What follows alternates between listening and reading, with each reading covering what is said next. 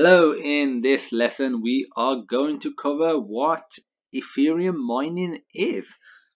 First thing you really need to know is very similar to Bitcoin mining. So if you already know what Bitcoin mining is or mining in cryptocurrencies, then you're already in a very good position. Very good. If you don't, feel free to go and check that out. But if you do, fantastic. So for each block of transactions on the blockchain, in the Ethereum blockchain, miners use computers to basically repeatedly and very quickly get answers to a puzzle until basically one of the miners wins. So that's just an oversimplification of what actually happens. What really happens is I've got separate videos, covering the hashes, the cryptography of all of this. So feel free to check those videos out. But using mathematical algorithms, mathematical puzzles are solved, and they require a pretty hefty, hardware to do. So the average person can't, you can't just get like £100 laptop and really get anywhere with it. And these mathematical problems ensure the validity of the transactions that are occurring on the Ethereum blockchain. So miners are awarded Ether as an incentive. So they're awarded Ether, which is the cryptocurrency of Ethereum, instead of Bitcoin. Because on Bitcoin, if you mine, you're rewarded in Bitcoin. Another thing to bear in mind, it only uses GPUs. So it only uses the graphics cards. This stands for graphical processing unit, but let's put graphics cards for short. So graphics card. So it only uses the graphics card for mining. So it approximately every 12 to 15 seconds a miner finds a block.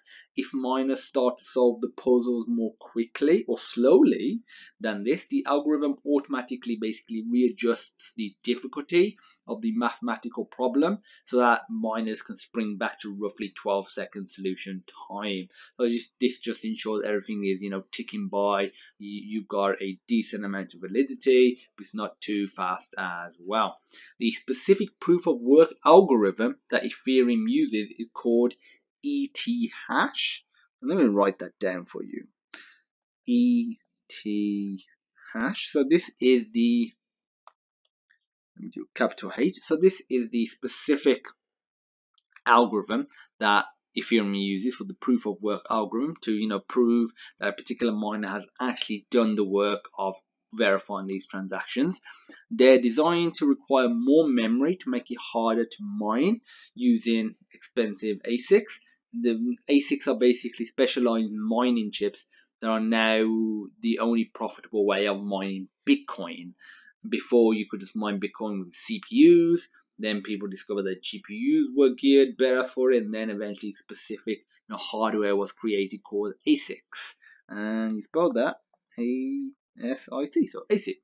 And in a sense, ET hash might have succeeded in the purpose of not using ASICs, because since dedicated ASICs aren't available to mine Ethereum, at least not yet. That might happen in the future.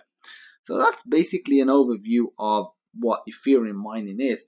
Another thing to bear in mind is cloud mining, and pretty much does what it says on the tin. Some other, usually a company, is mining it for you, and how you have like a software as a service. You can think of it as mining as a service. Never really heard anyone say that term, so you heard it here first. MAS, so mining as a service, and you can just buy different sort of, generally you don't rent computers or like a specific computer. You just rent a X amount of power, and however they get that to you, whether that's one computer or 20 computers, they provide that to you, and you get some sort of return in terms of mining it.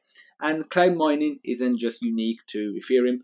You can do Bitcoin and various other coins as well.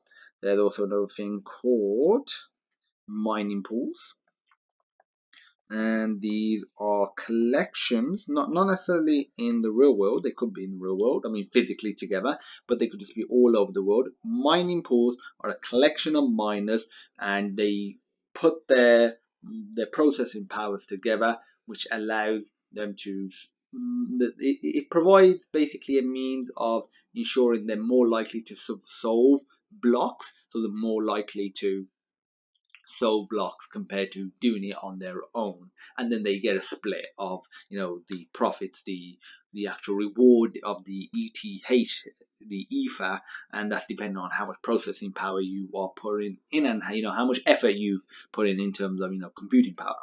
So that's it for Ethereum mining, very similar to Bitcoin mining. So if you have any questions, feel free to reach out, and as usual, thank you for watching, and I look forward to seeing you in my next awesome crypto lesson.